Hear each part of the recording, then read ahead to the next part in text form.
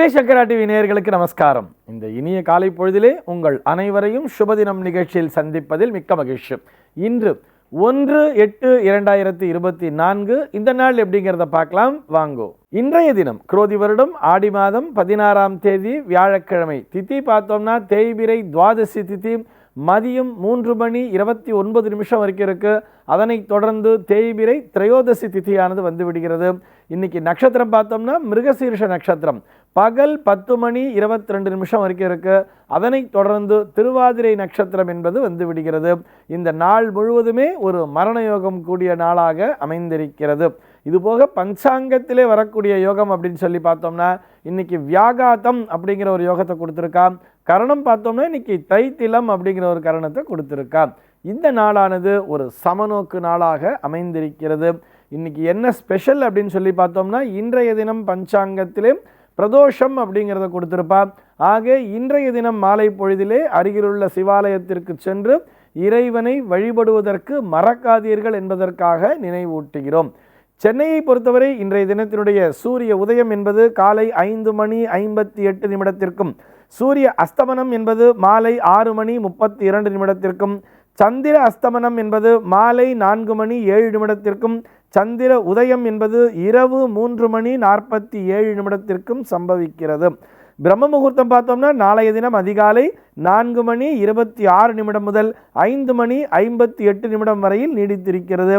சென்னையை பொறுத்தவரை இன்றைய தினத்தினுடைய ராகு காலம் என்பது மதியம் 1:49 முதல் 3:23 வரையிலும், யமகண்டம் என்பது காலை 5:58 முதல் 7:32 வரையிலும், குளிகை காலம் என்பது பகல் 9:06 முதல் 10:40 வரையிலும் நீடித்திருக்கிறது. தினாந்தம் பார்த்தோம்னா இன்றைய தினம் இரவு 1:41 கொடுத்துருக்கா. சூலம் பார்த்தோம்னா இன்னைக்கு தெற்கே சூலம் பகல் 2:20 வரைக்குமே சூல தோஷம் அப்படிங்கிறது இருக்கு. அதற்குரிய பரிகாரமாக நல்லெண்ணெய் தானம் எடுத்துவிட்டு தெற்கு திசையை நோக்கி பயணிக்கலாம் அப்படிங்கிறதையும் கொடுத்துருக்கா. இன்றைய தினத்தினுடைய ஆன்மீக தகவலாக நம்ம என்ன பார்க்க போறோம் சொல்லி பார்த்தோம்னா இந்த வேதத்தினுடைய 6 அங்கங்கள்னு சொல்றாங்களே, வேதத்திற்கு 6 பாகமா அல்லது 6 அங்கங்கள் 6 உறுப்புகள்னு சொல்றாலே, இது என்ன அப்படிங்கிறத தான் பார்க்க போறோம். வேதத்தினுடைய பாகம்னு சொல்றதை விட அங்கம்னு சொல்றது தான் சரியான வார்த்தை. வேதத்தினுடைய 6 அங்கங்கள் என்னென்ன அப்படின்னு சொன்னோம்னா சீக்ஷா, கல்பம், வியாக்கரணம், ஜோதிஷம், சந்தஸ் மற்றும் நிருத்தம் அப்படின்னு சொல்லுவாள். இது என்ன சார், இதுக்கு இந்த வார்த்தைகளுக்கெல்லாம் அர்த்தம் புரியலே அப்படின்னு சொன்னால் முதலாவதாக வருவதைத்தான் சீக்ஷா அப்படின்னு சொல்கிறா. சீக்ஷா அப்படின்னு சொன்னால் சிக்ஷைன்னு சொல்கிறா இல்லையா. சிக்ஷைன்னு சொன்னால் கல்வின்னு எடுத்துக்கலாம், அடிப்படை கல்வி அப்படின்னு எடுத்துக்கலாமே. அதாவது இது எதனை சொல்லித் தருகிறதுன்னு சொன்னால் வேதத்தை உச்சரிக்கின்ற முறை, உச்சரிப்பு அப்படின்னு சொல்கிறோம் இல்லையா. அந்த வார்த்தைகளை எப்படி உச்சரிக்க வேண்டும், அதற்குரிய ஸ்வரம் என்ன, அந்த ஸ்வரத்தோடு சொல்லணும்னு சொல்லுவா தெரியுமா. அந்த ஸ்வரத்தோடு கூறியதை சொல்ல வேண்டும். அதாவது உபனிஷத் அழகாக சொல்லும். சீக்ஷாத் வியாக்யா ஸ்யாமஹா அப்படின்னு சொல்லிட்டு வரும்பொழுது வர்ணஸ்வரஹா மாத்ராபலம் அப்படிங்கிற மாதிரியே சொல்லுவா. வர்ணஸ்வரஹா மாத்ராபலம் அப்படின்னே சொல்லுவா. மாத்திரைன்னு சொல்லுவோம் இல்லையா, அந்த அளவு கரெக்டாக ஒலியை உச்சரிக்கின்ற முறை அப்படின்னே சொல்கிறா. இந்த உச்சரிக்கின்ற முறையை கொண்டே ஏன்னு சொன்னால் இதில் அடிப்படையாக ஏன் இதை இப்படி சொல்லித்தரா அப்படின்னு சொன்னால் ரொம்ப ஸ்ட்ராங்காகவே சொல்லுவா.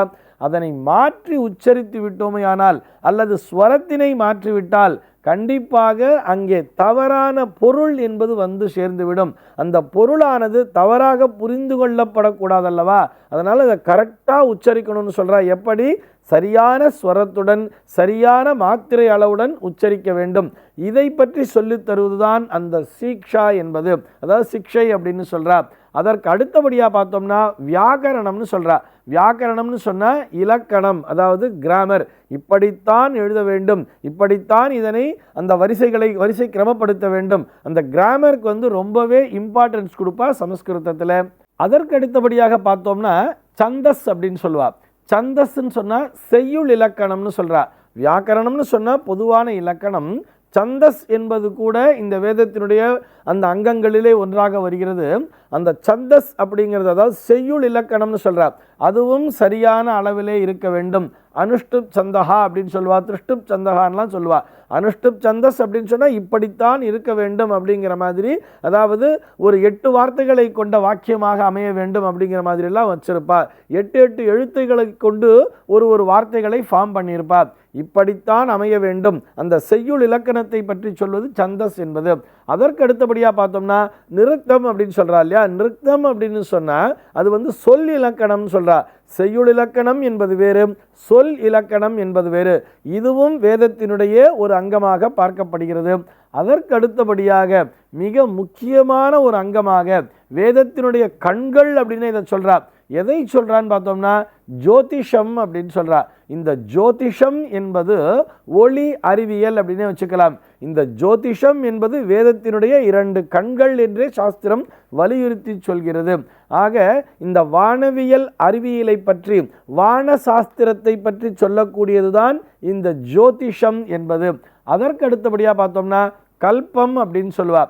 அதாவது இவ்வளோ நேரம் பார்த்தது எல்லாமே பார்த்தோம்னா தியரி. இந்த தியரியை எப்படி ப்ராக்டிக்கலாக அப்ளை பண்ணணும் அப்படிங்கிறத, அதாவது கல்பம்னு சொன்னால் அது செயல்முறை, அது ஒரு ப்ராக்டிக்கல் பாடம் அப்படின்னு எடுத்துக்கலாம், பிரயோகம் அப்படிங்கிற மாதிரி கூட சொல்லுவார். ஆக இந்த கல்பம் என்பதும் வேதத்தினுடைய ஒரு அங்கமாகவே பார்க்கப்படுகிறது. ஆக மீண்டும் ஒருமுறை நினைவூட்டுகிறேன், வேதத்திற்கு மொத்தம் 6 அங்கங்கள். அது என்னன்னு சொன்னால் சீக்ஷா, கல்பம், வியாக்கரணம், ஜோதிஷம், சந்தஸ் மற்றும் நிருக்தம் ஆகிய இந்த 6ம் தான் வேதத்தினுடைய அங்கங்களாக பார்க்கப்படுகிறது. இந்த தகவலோடு இன்றைய தினம் நான் உங்களிடமிருந்து விடைபெற்றுக் கொள்கிறேன். மீண்டும் உங்கள் அனைவரையும் நாளைய தினம் ஒரு சுவாரஸ்யமான தகவலோடு சந்திக்கிறேன். எம்பெருமானினுடைய திருவருளினாலே இந்த நாள் உங்கள் அனைவருக்கும் சுப தினமாக அமைவதற்கு வாழ்த்துக்கள்.